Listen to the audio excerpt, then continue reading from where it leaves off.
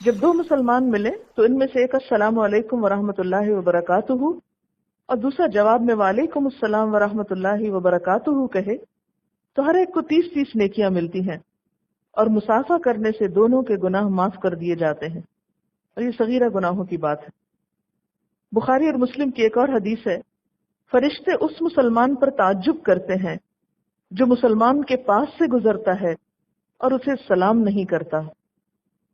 اسی طرح مصافحہ کے علاوہ معانقے کا جو حکم ہے، معانقہ کا لفظ عنق سے ہے۔ عنق کا مطلب ہوتا ہے گردن سے گردن ملانا، گلے ملنا جس کو اردو میں کہتے ہیں۔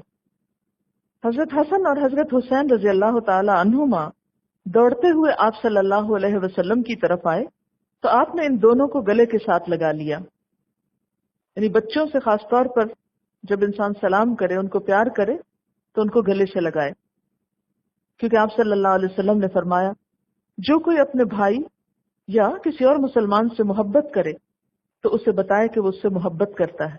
تو گلے ملنا جو ہے یہ محبت کی علامت ہے، لیکن اس میں یاد رکھیے کہ گردن سے گردن ہی ملانا کافی ہے۔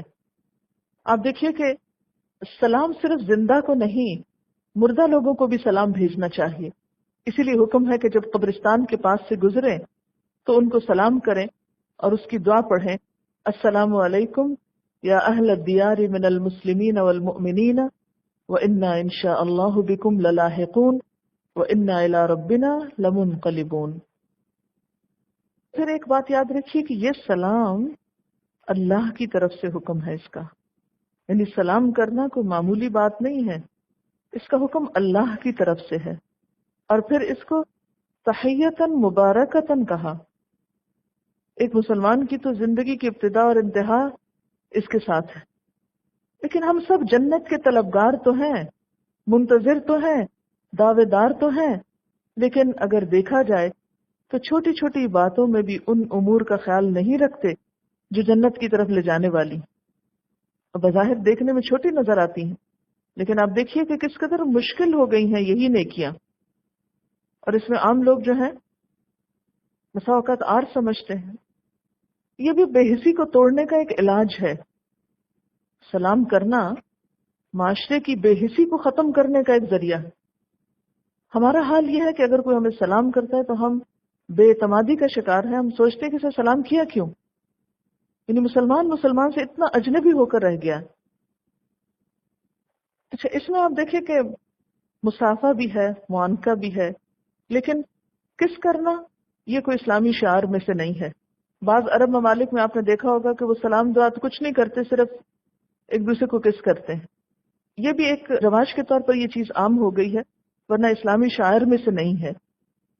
اور اسی طرح عید کے موقع پر خاص طور پر یہ لازم سمجھا جاتا ہے، ٹھیک ہے وہ ایک گریٹنگ کے لیے انسان تھوڑا زیادہ ویلکم کرتا ہے، لیکن وہ بھی کوئی سنت سے ثابت نہیں ہے کہ عید کے دن گلے ملنا کوئی سنت سے ثابت نہیں ہے۔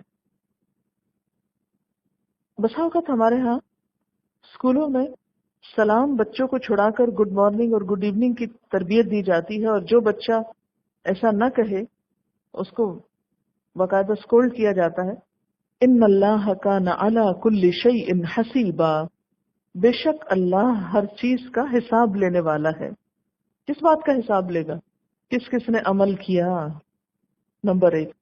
نمبر 2، زندگی میں کتنی دفعہ سلام کیا، کتنا کیا، کس نیت کے ساتھ کیا، اس پر کتنا اجر اس کے لیے لکھا جائے، کیونکہ ایک دفعہ سلام کرنے پر اگر 10 نیکیاں ہیں، دوسری دفعہ السلام علیکم ورحمۃ اللہ تک کہا تو 20 ہوئی، اور اگر کسی موقع پر وبرکاتہ تک کہا تو 30 ہوئی۔ تو حسیبہ وہ حساب لگانے والا ہے کہ کس شخص نے اس عمل کے ذریعے کتنی نیکیاں کمائیں۔ لیکن آپ دیکھیں گے کہ آپ صرف اس ایک اسلامی شاعر پر عمل کرنا شروع کریں گے تو بھی لوگ آپ پہ ہنسنے لگیں گے، اس کو کیا ہوگا، فنیٹک ہو گئے۔ کر کے تو دیکھیں، یعنی اگر کوئی کسی کو ہے اور یہ کہہ رہا ہے تو اس پر تو کوئی ہنستا نہیں ہے، جبکہ ان لفظوں کا معنی کچھ نہیں۔ لیکن اگر کوئی کسی کو دعا کرے تو یہ ہنسنے کی بات ہو گئی۔ اچھا، بعض لوگ تو باقاعدہ مذاق سا اڑا کر السلام علیکم، یعنی وہ لہجے میں ہی ایک طنزیہ سا انداز ہوتا ہے یا ہوٹنگ کا انداز ہوتا ہے، تو یہ بات بھی درست نہیں ہے، کیونکہ السلام اللہ کا نام ہے ادب ہی سے لینا چاہیے۔ آپ دیکھیں کہ حضور صلی اللہ علیہ وسلم نے جب یہ فرمایا کہ جس کو تم پہچانتے ہو جس کو نہیں پہچانتے، اور پھر یہ حکم کہ ہر ایک کو سلام کیا جائے، تو اس میں آپ دیکھیے کہ آپ کو اپنے سرونٹس تک کو سلام میں پہل کرنا ہوگی۔ یہ نہیں کہ آپ ان سے ایکسپیکٹ کریں کہ وہ آپ کو سلام کرے، اور اگر نہیں کرے تو ان کو ڈانٹے کہ سلام کیوں نہیں بولا۔ اور پھر آپ دیکھیے کہ سلام کرنے سے ایک دم وہ جو بیریئر ہوتے ہیں یا وہ جھجک ہوتی ہے یا وہ ایک پردہ سا حائل ہوتا ہے اجنبیت کا، وہ ہٹ جاتا ہے اور صحیح معنی میں ایک اسلامی بھائی چارہ سامنے آتا ہے۔ عام طور پر یہ سمجھا جاتا ہے کہ سلام جیسے گھر میں داخل ہونے کی بات ہے تو عموماً ہم اس وقت سلام کرتے ہیں جب ہمیں کوئی نظر آ رہا ہو۔